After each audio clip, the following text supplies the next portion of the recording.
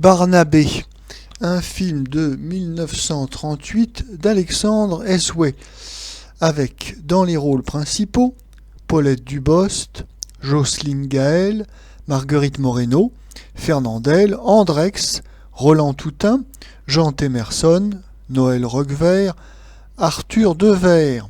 Le sujet: Barnabé, flûtiste occasionnel, est pris pour le compte de Maringot, que Madame Petit-Durand veut donner comme mari à sa fille. Mais la fille a déjà fait son choix. Quant à Barnabé, il est amoureux de la fille du garde-chasse, la délicieuse Paulette Dubost. Et le véritable comte veut épouser sa petite amie. En fin de compte, les trois mariages se font. Après avoir tourné le chef-d'œuvre de Marcel Pagnol, Le Spoons, Fernandel tourne Barnabé. Si Le Spoons décrivait les misères et les splendeurs du métier de comique, Barnabé en est une illustration puisque c'est un film 100% comique taillé pour Fernandel. Barnabé fait partie des très nombreux films que Fernandel tourne pour la société Grey Film. Il avait en effet signé un contrat avantageux qui lui avait permis d'acheter la villa des Mille Roses à Marseille, mais qui lui imposait un travail soutenu et un rythme d'enfer, disons-le.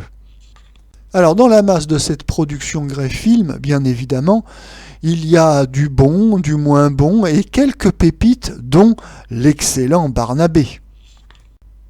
Fernandel est au mieux de sa forme et on voit bien dans ce film tout ce qu'il apporte au cinéma comique.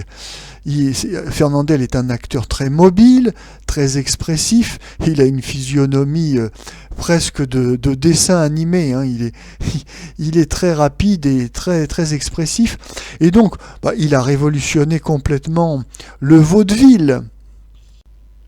Son jeu nerveux, mais fluide en même temps, donne un coup de vieux au comique théâtral traditionnel. Fernandel a une technique très précise qui permet au spectateur de ressentir immédiatement ce qui est joué, la surprise, la peur, la colère, etc. Avec Fernandel, on n'a presque pas besoin de texte. Son expression corporelle suffit. Et d'ailleurs, on peut se demander, y a-t-il un acteur comique aussi cinématographique que lui ? Oui, peut-être, et même certainement, avec le grand acteur Frédéric Duvallès, qui est son aîné, et qu'il retrouvera d'ailleurs dans un film de 1938, Tricoche et Cacolet. Si dans Barnabé, Fernandel n'a pas un partenaire tel que Duvallès, en revanche, il a bon nombre de faire-valoir de qualité. Alors on retrouve Andrex, un habitué des films de Fernandel, on a un petit nouveau, Noël Roquevert, déjà très drôle, et puis on a les délicieuses Paulette Dubost et Jocelyne Gaël, et dans un autre genre, Marguerite Moreno, qui interprète une nouvelle fois une aristocrate un petit peu faux-folle et qui est irrésistible. Ce qui distingue Fernandel des autres acteurs comiques, c'est qu'il peut, après avoir tourné, comme je le disais, Le Spoons, qui est un film classique de Marcel Pagnol, eh bien, il peut enchaîner avec une grosse farce comme Barnabé.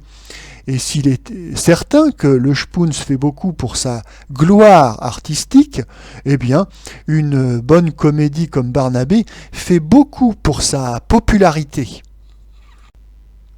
Et la longévité de la popularité de Fernandel s'explique notamment par le fait qu'il arrive à renouveler son public et séduire un public jeune.